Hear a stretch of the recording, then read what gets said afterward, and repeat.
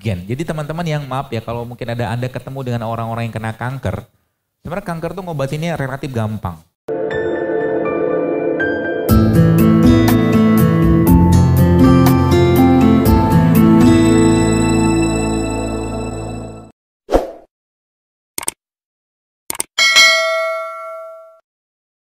Mungkin ada Anda ketemu dengan orang-orang yang kena kanker, sebenarnya kanker tuh ngobatinnya relatif gampang. Relatif gampang. Caranya gimana? Tanamkan akidah, tauhid, iman kepada orang yang kena penyakit tersebut, bahwa ini semua dari Allah, ini semua karena kezolimannya dia. Jadi dia akhirnya menyesal dengan itu dan dia kembali sama Allah. Itu yang pertama. Yang kedua, ajak dia untuk lebih meningkatkan amal ibadahnya. Ya, sholat, zikir, puasa, sodako, segala macam. Ajak dia untuk itu. Kenapa? Karena bisa jadi dengan penyakitnya tadi, pastinya dengan Allah gugurkan. Artinya dia dapat nilai lebih. Dan yang ketiga, secara fisiknya sih ya. Secara fisiknya adalah ganti seluruh makanannya ya dengan makanan-makanan terutama sayur dan buah organik. Dalam 3 bulan, tubuhnya bisa recovery. Tubuhnya bisa recovery. Dan salah satu kandungan yang terbaik untuk memperbaiki gennya manusia, ya, salah satunya ada pada tadi air kelapa tadi. Maka air kelapa, teman-teman sekalian, kalau kita bicara kelapa tadi, kelapa yang muda mana? Kelapa. Nih, kelapa kayak begini, Anda ambil airnya, ya, lalu Anda blender sama kunyit misalkan. Dia berperan sebagai detox juga.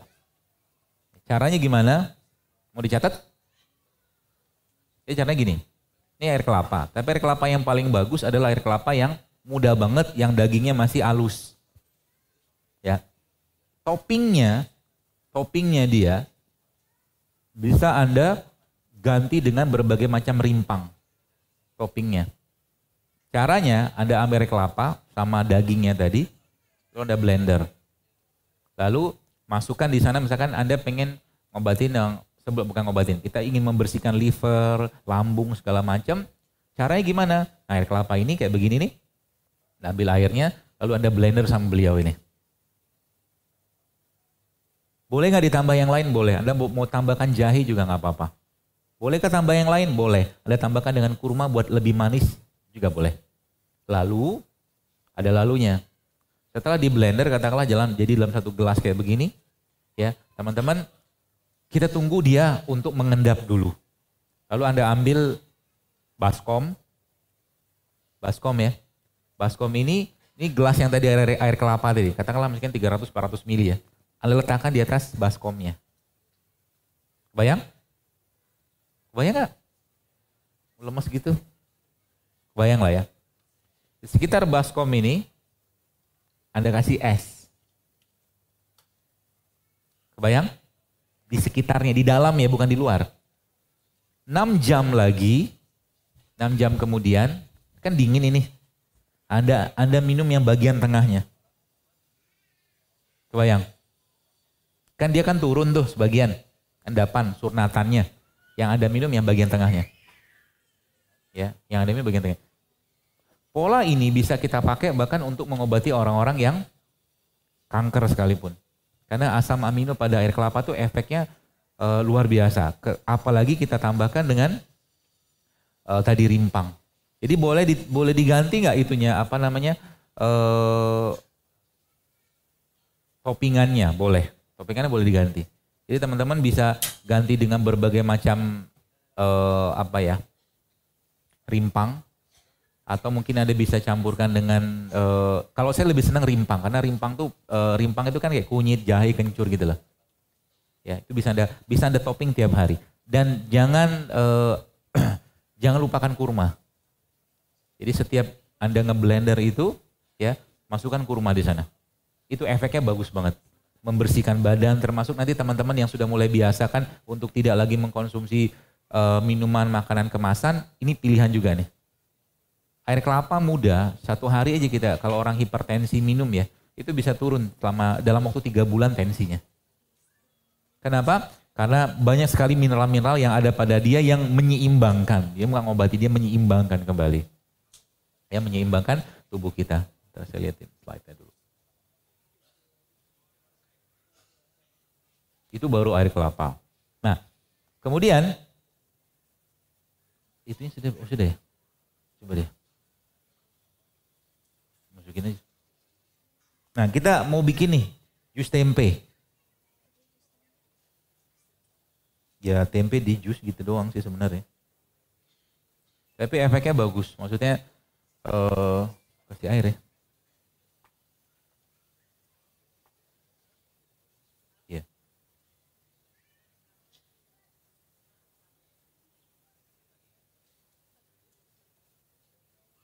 Hah? Kasih air. Masukin air aja.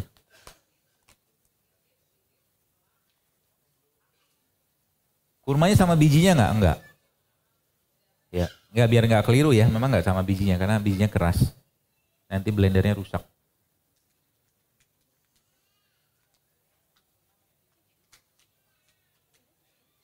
Jadi kayak begini, kayaknya sederhana. Sepertinya sederhana. Tapi kalau boleh saya katakan, ini juga bisa, kalau saya mau mengklaim sih ya, sebagai minuman anti kanker juga bisa. Karena 80% imunitas kita kan ada di pencernaan. Kata kunci pencernaan ada pada prebiotik sama probiotik. Ya.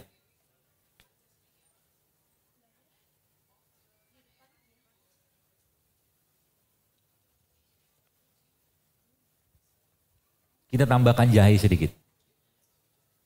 Trialnya begitu. Lebih enak sih emang. Tapi sudah deh. Ada sendok? Ibu-ibu kalau ngupas jahe pakai apa? Pakai ini juga bisa. Lebih gampang. Kalau saya nggak nanya bapak-bapak, karena saya tahu terima jadi doang dia. So, termasuk salah satu kriteria calon suami yang baik, bisa masak. Karena memasak itu salah satu cara untuk melembutkan hati. Betul nggak, Bu? Kalau Anda masak lagi bete, meskipun bumbunya sama, nggak enak loh. Karena masak itu soal hati. Bolehlah.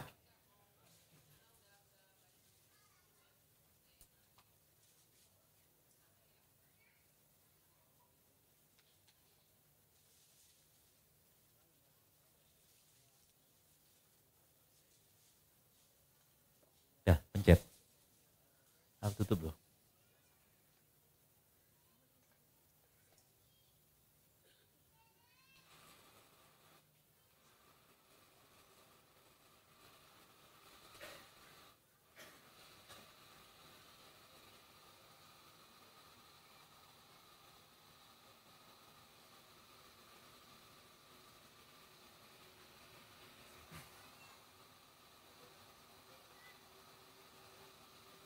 Coba, udah lo. Dirasain tuh. Cobain.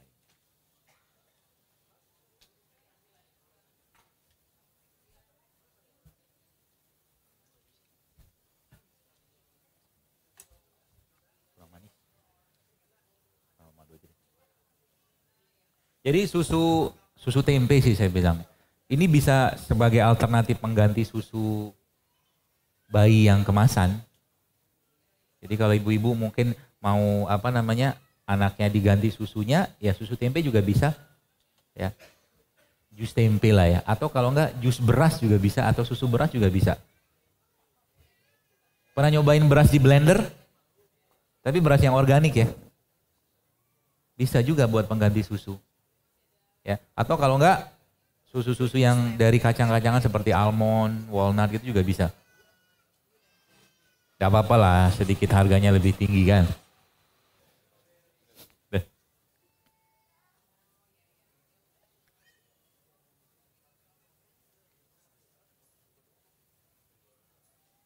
Kasihlah orang-orang ini nih.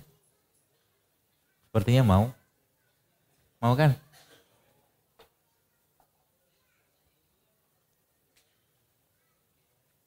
Jadi tubuh kita itu sekalian, mereka berkomunikasi. Ya, ada bahasa namanya trust your gut. Trust your gut itu maksudnya kita punya usus, ya kita punya usus itu apa tuh namanya, mempengaruhi otak kita, perut kita, jantung kita. Jadi ada hubungan, ada 3 hubungan. Jadi ini perutnya kita ini, apa yang kita makan mempengaruhi ini. Apa yang kita makan mempengaruhi ini. Ya, itu yang sering kita sebut dengan, atau mungkin bahasa kerennya good food is good mood. Ya.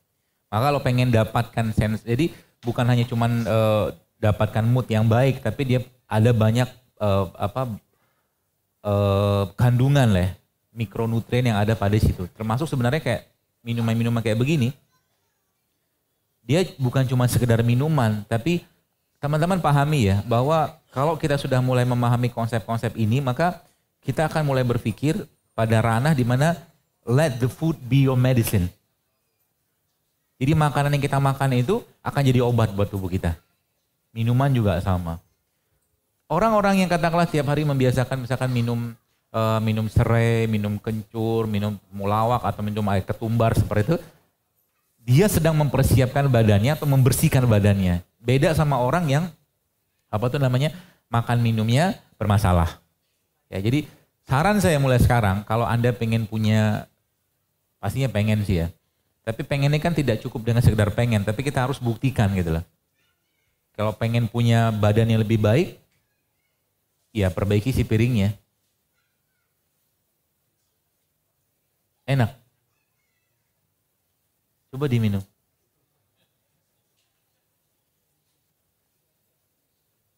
Enak kan?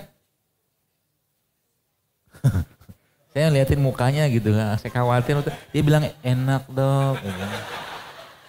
Agak was-was juga. Ya jadi ini, tapi tempenya saran saya, pertama jangan, kalau bisa, upayakan beli tempe yang pakai daun pisang. Upayakan. Ya, kalau udah kayak begini kan nanti kan marketnya kebentuk gitu loh. Jadi akhirnya para pedagang tempe itu bikin tempe yang pakai daun pisang. Itu yang pertama. Yang kedua, cari tempe-tempe yang non-GMO. Non-GMO itu yang dia tidak dimodif secara genetik. Banyak kok sekarang di online juga banyak yang jual tempe sehat non-GMO. Ya, itu juga bisa. Dan kalau kita sebenarnya ada 2 kata kunci ya. Maksudnya 2 kata kunci itu maksudnya, kalau orang-orang Indonesia ini sudah mulai membiasakan dengan rimpang. Jadi kita jadikan rimpang itu sebagai salah satu kasih sayangnya Allah kepada kita. Ada tempe juga, ya tambahkan lagi dengan kurma atau madu segala macam, banyak banget penyakit bisa hilang. Ya karena tadi saya jelaskan di awal kan bahwa tempe itu probiotik kan, kurma itu prebiotik. Ya. Dan kata kuncinya memang behavior seseorang itu berkaitan dengan gut. Jadi kalau kita mungkin maaf ya, lagi bermasalah moodnya, perasaannya, segala macam, coba lihat makan apa dari tadi pagi. Ngefek banget. Kalau saya, mood booster saya itu saya sudah tahu. Jadi kalau saya butuh sedikit di topping lagi mood boosternya, maka saya biasanya minum kopi sama coklat. Yang dikenal sebagai mocha. Ya kan? Kafe mocha gitu, biasa gitu. Ya. Kalau saya, jadi tiap orang tuh beda-beda. Ada yang mood boosternya kadang-kadang cuman makan kurma doang, pisang doang. Kita harus paham itu. Sebab moodnya kita akan mempengaruhi aktivitas kita. Ya makanya dalam Islam kita dianjurkan banget untuk apa? Memperhatikan makanan. Sebab apa? Mood yang bermasalah akan mempengaruhi ibadah. Kan gitu. Sehingga urusan makan-memakan dalam Islam itu diatur luar biasa. Ya, kenapa Islam mengajarkan dalam surat Al-Waqiah sudah jelaskan dengan sangat jelas bahwa makan buah itu sebelum makan. Jelas gitu Allah sampaikan. Ya, supaya apa? Supaya kita dapat asupan enzim dulu. Apalagi kayak mungkin kalau kita bicara tentang tadi, kalau kita bicara makanan-makanan yang miskin atau minus enzim. Ya, orang-orang yang makan makanan yang minus atau miskin enzim, miskin nutrisi, biasanya tubuhnya minta istirahat. Namanya apa? Ngantuk. Kan gitu. Betul nggak? Kalau teman-teman makan kayak begini nih, coba ambil. Contohnya ada semua. Perlu disiapin.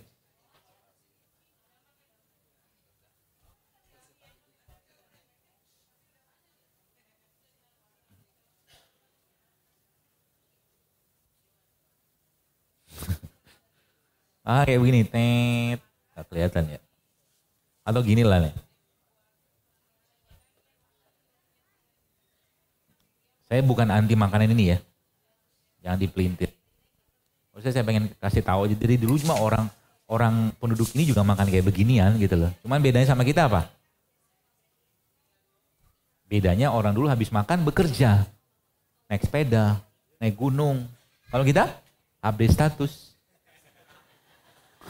Betul kan? Saya makan di rumah makan. Akhirnya kalori yang masuk nggak kebakar. Itu bedanya kita. Sehingga kita harus jaga. Karena zaman dulu sama zaman sekarang beda. Sekarang dikit-dikit mau makan tinggal pesan online semua dapat. Ya. Jadi kalau teman-teman lihat begini, kita bahas inilah misalkan ini. Beliau ini. Nih. Enak gak? Enak. Tapi kalau tiap hari makan begini, tiap hari ya. Tanpa kita mengimbangi dengan makan beliau-beliau ini sakit kita. Apalagi kita aktivitas kita tidak banyak. Belum lagi kita bicara tentang, ini kan ada santannya kan. Santan dipanaskan rusak. Gitu. Sama juga dengan telur. Telur itu kan protein. Telur itu kalau diceplok, dipanaskan dengan minyak, setahu saya juga bakal rusak. Jadi telur itu lebih bagusnya memang tidak dipanaskan. Sama juga kayak tempe tadi. Jadi paling bagus apa? Ya mentah. Paling bagus. Kalau memungkinkan. Kan ada nggak telur setengah matang gitu kan? Kan juga bisa. Jadi pilihan. Nih, kenapa banyak orang? Coba, nih saya pernah ketemu teman. Dia cerita. Dia pulang ke kampung dia. Makanlah makanan yang kayak begini. Penuh santan, penuh apa. Selama 2 minggu tuh kemaruknya luar biasa. Pulang-pulang stroke Pak. Serius. Ini teman saya yang orang provinsi itu sendiri yang bilang ke saya.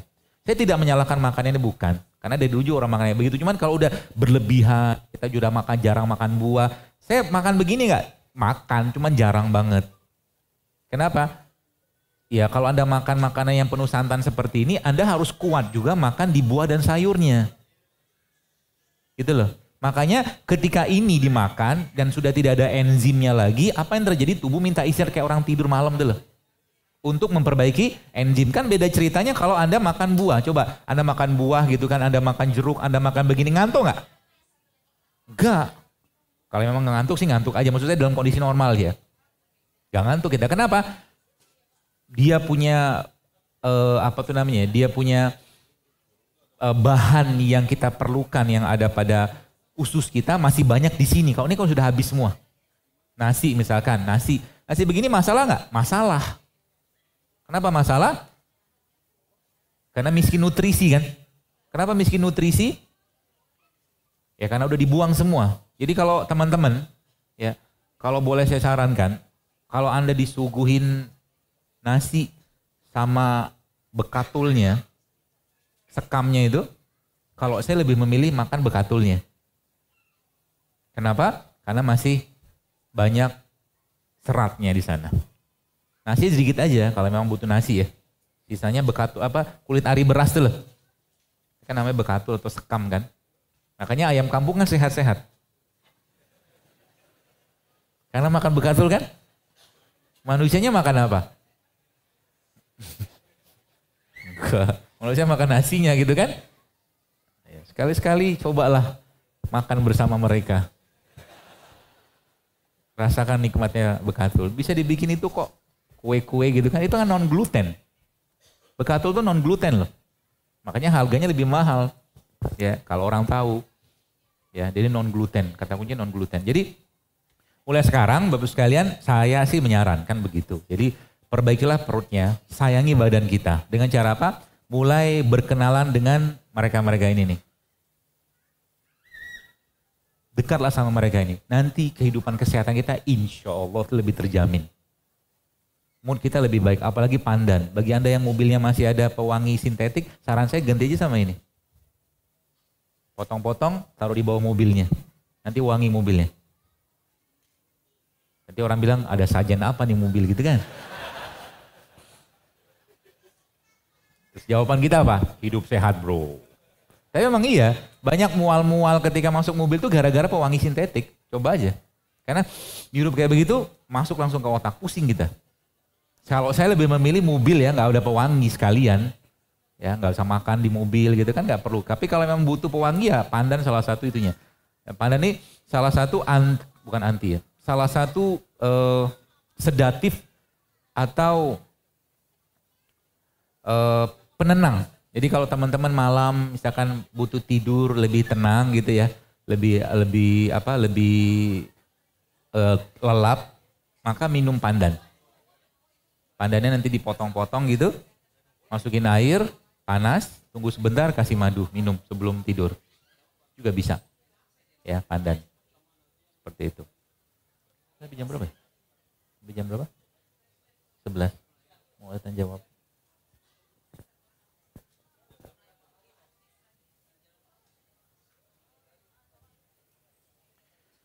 Dan ada beberapa jenis tumbuhan ya atau makanan-makanan yang perlu dimasak sama tidak perlu dimasak. Contoh mungkin tomat. Tomat ini dia punya likopen. Ya, likopen pada tomat ini peranannya dia sebagai anti kanker sebenarnya. Tapi dia bisa optimal keluar kalau apa? Kalau kita kukus atau steam tomat. Jadi kalau teman-teman mau dapatkan likopen yang lebih banyak ya dikukus ya. Kemudian ada lagi namanya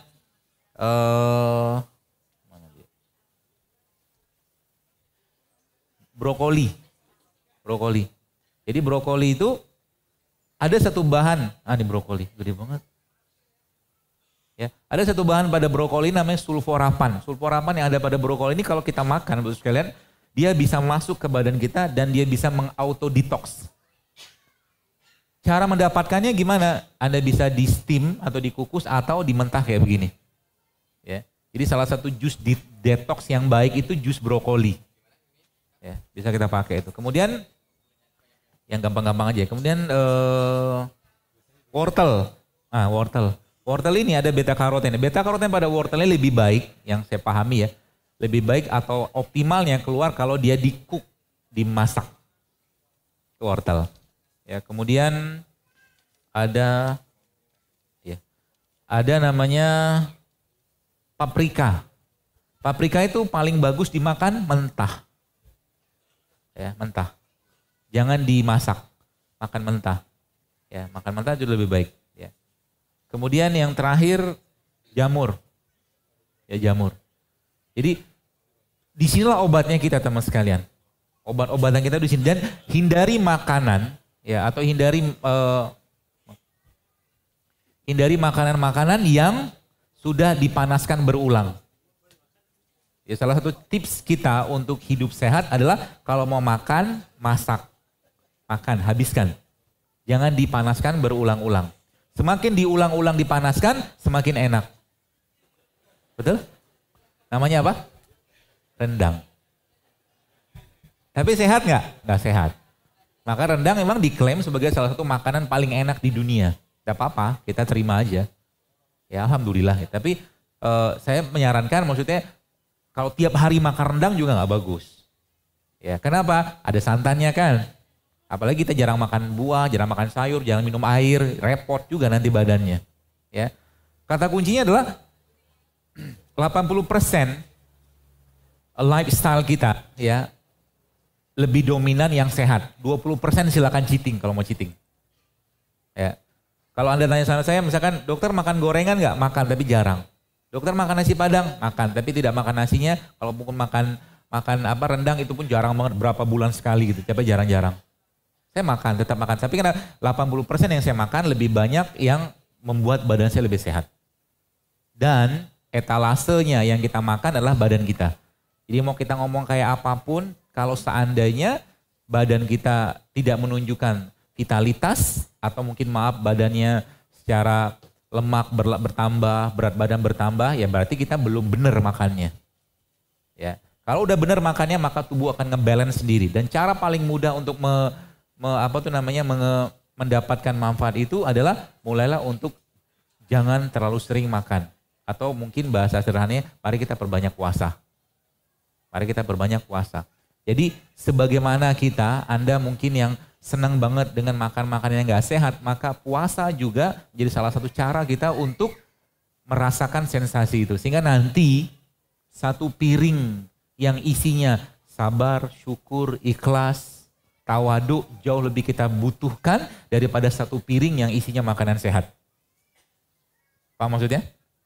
Kalau udah sampai pada tingkat itu, Anda tidak perlu banyak makan. Makan sedikit saja, Anda sudah cukup. Kita sudah cukup berdoa, ya Allah cukupkan makananku ini untuk aku bisa beribadah kepadamu hari ini secara optimal. Pada ujungnya kan seperti itu. Ya, kalau kita menyayangi badan kita, yang perlu kita sayangi badan kita sebenarnya bukan fisiknya, tapi sayangi hatinya.